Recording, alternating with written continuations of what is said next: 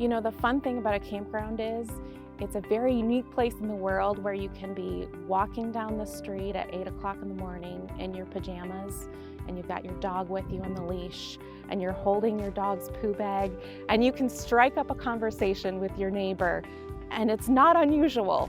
Campgrounds are one of the friendliest places in the world, I think. But to keep them that way, we all have to be good neighbors to each other at the campground. You know, you're not enclosed in your four walls where you feel like you can really say or do whatever you want. You're seeing into the next person's campsite down the way, and you'll often become good friends and wave at each other in the morning. But some things you want to think about in consideration of the neighbors at your campground are things like noise restrictions. So at night, turn the music down a little bit. I love bringing games when I go camping. So keep your music at a low level, keep your game going, but just be respectful of others in the campground. If you have an RV or a camper, be mindful of those noise restrictions so you turn your generator off at the quiet hours. So that's something to think about. The other thing is trash. You want to make sure that we always want to make something better than when we found it, when we do this. So pick up your trash.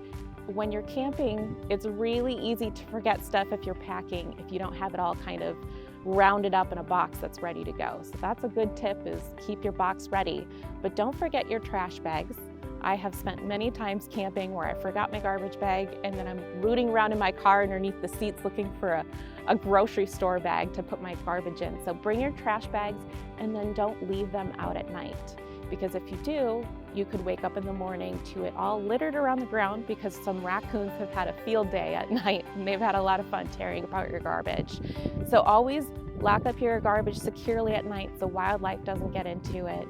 Put it in your vehicle, or if you're at a cabin, put it in the cabin, or just walk down the way and throw it in the dumpster at the campground. So that's something to think about.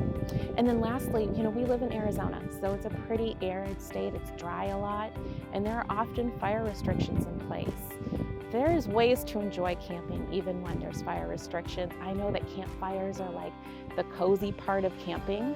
You don't have to not have a campfire, but just think about maybe bringing a propane fire ring, and you still get that warmth at the campground at night without, going over any fire restrictions or causing danger to the campground. So think about fires. If there's no restrictions, so you're going to check restrictions before you go. And if you're in the clear, make sure that you are building your fire in the already created fire ring or the designated fire ring at the campsite. So all Arizona State Parks, our campgrounds have fire rings at each campsite. So make sure you're building your fire in that fire ring. And when you're done with it, don't just go to bed. I know we're all tired at the end of the day. We want to just tuck into our sleeping bag, but you want to make sure your fire is cold and dead out. So what you want to do is bring some water, pour the water on the fire ring, and then take a stick or shovel, stir the coals, stir the embers, pour a little more water on. You're going to see the steam come up, and do that until you can put your hand on the coals and it's not hot anymore. This is the responsible thing to do. We have to take care of our beautiful state.